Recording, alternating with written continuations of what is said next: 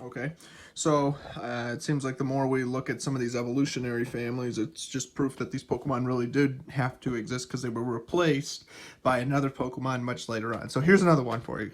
So there was another Pokemon called Magnemite, Magnetite, and then finally Magneton. But in the final version of Pokemon, we had Magnemite and then Magneton. So what happened? Well, the evolution of Magnetite was cut because it was probably, it didn't, the design kind of looked a little different, and I mean, you can kind of see what I'm getting at. I think you can use your imagination, but I ultimately think the reason it was scrapped though was because it kind of looked like Magneton too much. Sort of. It was basically a Magnemite, but because its magnetism was getting stronger, it started like the thing started sticking out because it's a magnet, so it started getting a little heavy set, and then so basically, it then eventually it evolved into Magneton.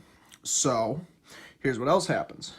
So later on, we find out that the Pokemon, or the Pokemon, sorry, we find out that they later had to vote on the stuff they wanted. So they figured, well, Magnetite looks like Magneton, so we'll just move it up to Magneton. So they scrapped Magnemite or Magnetite. And then they decided to move it over to fast forward to Gen 4, and then Magnezone was eventually created, and that's a Pokemon Magneton evolves into. So basically, you can see where they kind of got that concept. So it doesn't surprise me, you know, they had too many ideas when they first came out. They scrapped the ones that they didn't vote on, cartridge limitations, and then later on they decided to go back and re-add something to it because at one point these Pokemon were ideas, but then they decided to replace it with at least another idea or an even better one. So Magnezone is a very useful Pokemon. It's kind of a pain in the ass to kill if you don't have the right setup, but it's a very good electric Pokemon, even stronger than Magneton. So so you could say Magneton's in the zone when it's on a roll, like knocking Pokemon out left and right. So it's oh geez, I used one in Gen 7. That was always pretty cool. I think even the champion used one too, or yeah, I think you and the Pokemon professor, I'm trying to think of his name, knocked him out, keep knocking him out.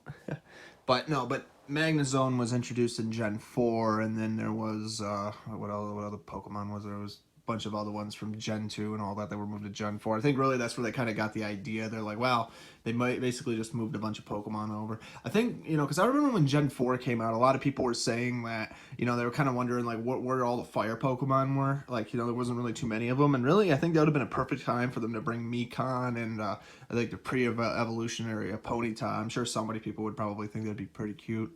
That'd have been at least really good, you know.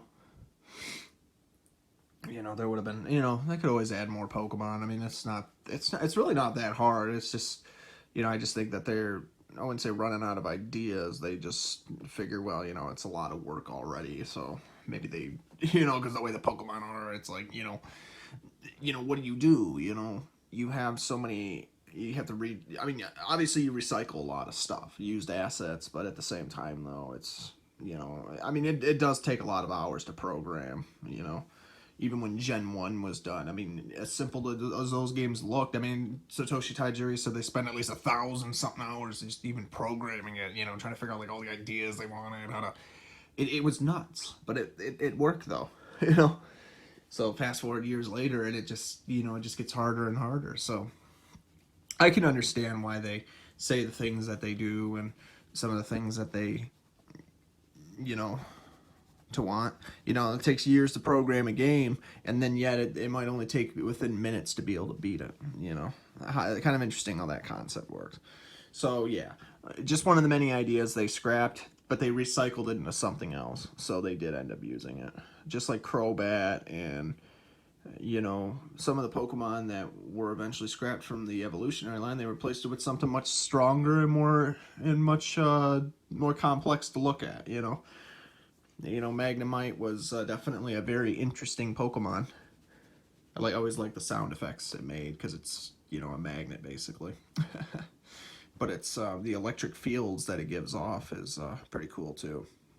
The bzz, sound effects it makes was always pretty cool, because it's always tuning in. It's like a tuning fork. It's tuning into its the amplifications in the Earth's atmosphere, or whatever planet Pokemon takes place on it, and where it's like supposed to be. And so yeah, they scrapped that because of cartridge limitations, and then they just redesigned it into something else because they probably wanted to go back and replace it with something much stronger and much more wicked, cool design.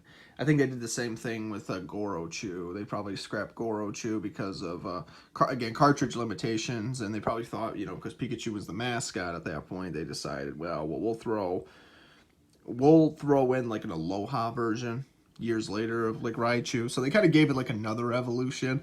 But at the same time, they did say they wanted to balance out the games, because I mean there were a lot of electric Pokemon.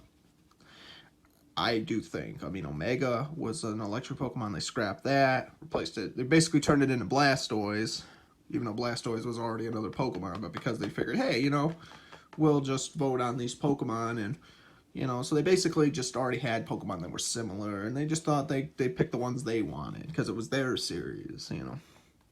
So, but now that we know what these Pokemon are, we should, like, what we should do is we should throw them in the game's coding and just see where we go from there, you know, because again, you know, when you have Pokemon that, there's just tons of Pokemon, you know, there's tons of games out there, you know, they're used assets, you know, and once you get your hands on them, you can use those to make more Pokemon. So now that we know that these Pokemon exist, and now we can basically rewrite our own Pokemon and see how that goes. So that'll be very interesting indeed to see how, you know, what people think about the Magnetite, you know, see how that works.